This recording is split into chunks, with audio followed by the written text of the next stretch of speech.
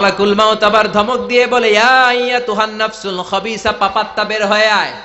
রুহটা আবার ডানে যায়, বায়ে যায়, সামনে যায়, পেছনে যায়। এবার ঘপাস করে মালাকুল মাউত রুহুকে ধরে টান মারে। সারা দেহটা থেকে প্রাণ রস সিক্ত করতে করতে দেহ থেকে রুহুটাকে টেনে হিচড়ে বের করে আনে। আর মুমূর্ষু রোগীটা চিৎকার মারতে থাকে, পড়েন না আউযুবিল্লাহ। একটা জীবন্ত ছাগলের চামড়াগুলো জবাই না দিয়ে কেউ যদি টেনে টেনে বের করে, ছাগল জবাই হয় নাই কিন্তু চামড়া এক পাশ থেকে টেনে টেনে টেনে হিচড়ে আপনি গা থেকে বের করলে যত কষ্ট হয়, এর চেয়েও বেশি কষ্ট দিয়ে মালাকুল মাউত বামপন্থী আর কাফেরদের রুহুটা দেহ থেকে বের করে আনে। পড়েন না আউযুবিল্লাহ। আমাদের রুহুটা যেন আল্লাহ, মুমিনদের রুহু আপনি যেভাবে কবজ করান ওইভাবে যেন আমাদের রুহুটা বের হয়ে আসে। আরো জোরে পড়েন আমিন।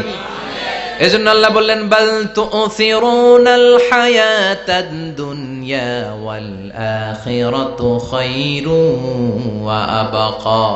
পাগলের মতো মোহাচ্ছন্ন হয়ে এই দুনিয়াটার পেছনে ছুটে বেড়াও। এই দুনিয়া আসল নয়, আখিরাত হলো আসল। চিল্লায় বলেন ঠিক কিনা? অস্থির, আমরা ব্যস্ত দুনিয়ার লোভে আর মোহে পড়ে আমাদেরকে যে মরতে হবে, চলে যে যেতে হবে, এটা ভাবার সময় আমাদের নাই। চিল্লাই কোন ঠিক কিনা? এজন্য বলা হয় মুতু ক্বাবলান তামুতু, মরার আগে একবার মরো। হাসিবু ক্বাবলান তুহাসাবু আলাইক, তোমার হিসাব কিয়ামতের দিন করার আগে তুমি তোমার হিসাব করো। জীবনে কি কি পাপ করেছি আমি জানি, আমার চেয়ে ভালো কেউ জানে না। চিল্লায় বলেন ঠিক কিনা? কি কি অন্যায় করেছি আমার হৃদয়ের মধ্যে কথাগুলো আছে না নাই? পৃথিবীর কেউ না জানলেও আমি জানি কি জানি না? পৃথিবী না জানুক আমি তো জানি, আমি কি পাপ করেছি হায়। পৃথিবী না জানুক আমি তো জানি, আমি কি পাপ করেছি হায়। আমার পাপের করলে বিচার, বাঁচার উপায় নাই আমার। দয়াময় প্রভু মাফ করো আমায়, মাফ করো আমায়। পড়ে না আমিন? আরো জোরে আমিন। এজন্য হাসিবু ক্বাবলা আন তুহাসাবু আলাইক, তোমার হিসাব বসার আগে নিজে হিসাব করো কি কি করলা। আসল মরণের দিন শটান হয়ে তো শুয়ে পড়ো ভাই, মরার আগে আরেকবার মরো। মরার আগে আরেকবার কি করবে? কথা বলেন, মরার আগে কি করতে হবে? হঠাৎ একদিন বিছানায় শটান হয়ে শুয়ে যান, চক্ষুটা বন্ধ করেন, ভাবেন মরে গিয়েছেন। এই তো মালাকুল মাউত চলে এসে রুহুটা নিয়ে গেল।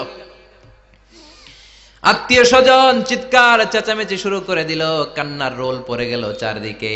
মাইকের মধ্য দিয়ে, মসজিদের মাইকে অ্যানাউন্স হয়, অমুক এলাকার নিবাসী অমুক ভাই আমাদের মধ্যে দুনিয়ায় নাই, তার জানাজা হবে এশার নামাজের পর। সবাই এসে রুহের মাগফিরাত করেন। সবাই আপনারে দেখতে আসবে, কেঁদে কেঁদে লোকজন আপনারে কবর দিতে আসবে। চিল্লায় বলেন ঠিক কিনা? কেঁদে কেঁদে সবাই আসবে, দেখার জন্য আসবে। ছেলেগুলো কাঁদবে, স্ত্রী কাঁদবে, বাবা মা কাঁদবে, বন্ধু বান্ধব কাঁদবে।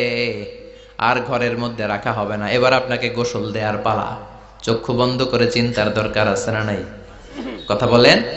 হঠাৎ করে, হঠাৎ করে শুনবি একদিন আমার মৃত্যুর খবর।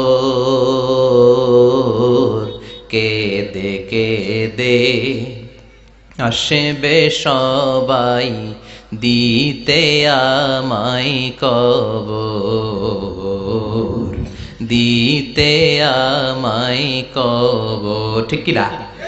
একটু চোখটা বন্ধ করে ভাবেন, আপনাকে গোসল দেয়া হবে, জামাগুলো খোলা হবে।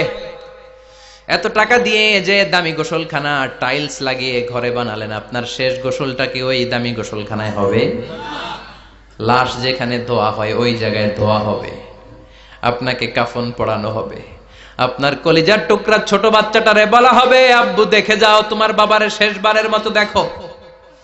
আপনার বাবা মা শেষবারের মতো একটা নজর দিয়ে আপনার চেহারাটা দেখে নিবে।